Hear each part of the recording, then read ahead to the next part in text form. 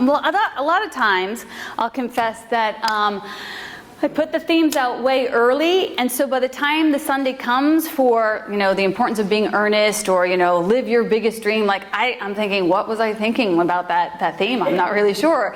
And so around Wednesday, I go in and I ask my internal teacher, what would you have me say about the importance of being earnest, or shake it up to wake it up, or whatever you have you. And it's very helpful to not have to carry it all in my head. It's very helpful to actually practice the principles of, not pre-planning.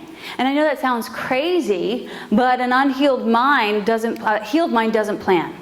A healed mind gets to come to the situation open-minded and experience the situation. And there is some, some planning, especially if you have to deliver something. You want to go to the Holy Spirit and say, what do you want me to deliver? So the funny thing that happened when I went to the Holy Spirit, I call my internal teacher the Holy Spirit, but we all have an internal compass. That it told me that I was supposed to deliver this story about this adventure that Al and I went on. And Al's not here, he got invited to a birthday party. And I was like, well, Al should deliver that story because it's his story. And Al said, I can't be here. But he said, when I said, should I share this story this time? And he texted me back saying, WTF. He's like, of course you should share that story. And I was like, oh, okay. And the reason I didn't want to share the story was one, it wasn't my story and it's a personal story, but he had already shared it at Voice Box. And two, it's a pretty shitty story. And I thought, I don't know if that's an appropriate conversation or a normal conversation to have on Sunday morning. And so that was my resistance. Well, sometimes when we ask the Holy Spirit where to go, what to do, and what to say, we'll still have a resistance around taking steps in that direction. So then we get to go back to the Holy Spirit and say, I got this resistance around feeling like this might not be a normal conversation for Sunday morning. And the Holy Spirit said, if you're invested in being normal, but I don't think what you're doing at Speakeasy is normal, and you're not looking to be a normal Sunday morning offering. You're looking to be not ordinary, but extraordinary.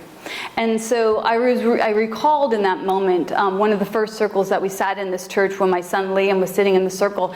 And he said, when we set intentions for what we wanted this community to be, and he was like 15 at the time, and he said, I really want this to be a place where anyone can say anything. And I was like, well, okay, so here we go. Sunday morning, it's going to be kind of shitty.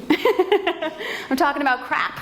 And Al's adventure that we took in regards to drinking shakes so that he could have a miraculous healing and an awakening, or rather a not awakening, because he was waking every hour on the hour, so a not awakening, which was a miracle healing for him in regards to his health that happened. And so I'm going to share with you a part of that story. But before we do that, I wanted to just let you know that, let me make sure that I got that right, yeah. So aside from Al, there are many people who go through shakeups and awakenings. There's so many motivational and inspirational stories in our world. You have Malala, you have, Mahatma Gandhi, you have Martin Luther King, you have the Wright brothers, all of these people who made vital advancements spiritually, emotionally, strides in our evolution to become a greater idea of ourselves. And all of them did it not because life was easy for them. All of them did it despite life being hard. The Wright brothers had a big dream, but a small budget. Mahatma Gandhi was in prison. Malala got shot because she was a girl with an opinion. You know what I mean? So, life will shake us up. Life will give us these opportunities. But the difference between those who succeed and those who fall back are the ones who are willing to say, this will shake me, but it will not break me. Okay? So that's what we're going to be talking about today. We're going to talk about the resolve that we have in ourselves to overcome our own resistance, our own small thinking, our own agitations, so that we can grow into a more vital and purposeful person. All of us have that greatness within us. So we're going to take a moment to shake each other's hands and wake each other up by saying hello, and then we'll come back and have a conversation.